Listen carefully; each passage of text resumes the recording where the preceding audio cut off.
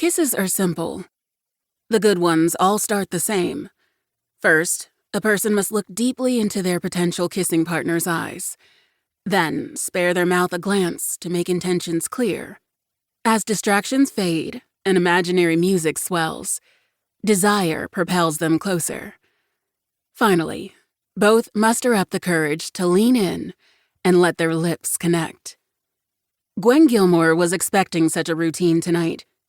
It was why, despite being famished from a long day at work, she'd skipped the onion-laced hot dog at the concession stand for a sensible bag of popcorn.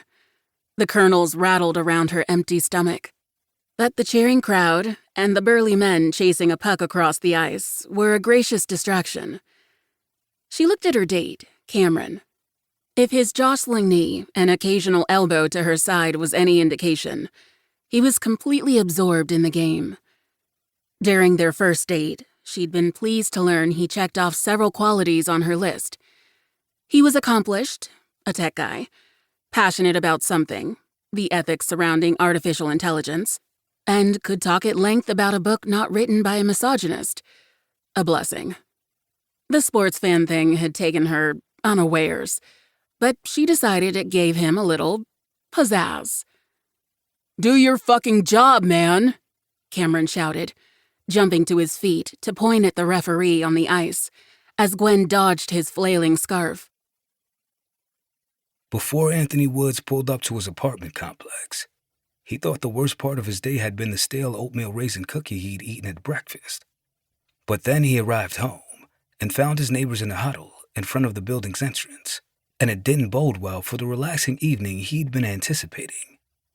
Approaching the group, he spotted his landlords, brothers with wiry hair and ill-fitting coats, trying to talk to the agitated crowd.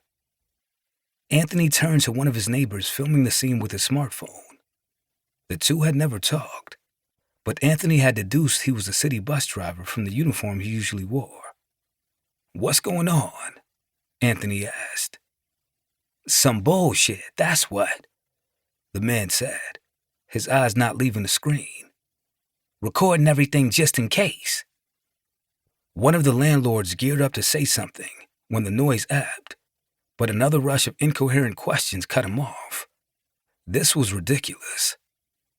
Anthony whistled sharply, and the people slapped their hands over their ears and fell silent. "Okay," the taller landlord said. "As I was saying, the heating system is broken, and because of the dipping temperatures, by law, we cannot let you stay here until it's—" "Didn't you do maintenance on it last year?" someone asked. "That was the plumbing. How long is it going to take to fix?"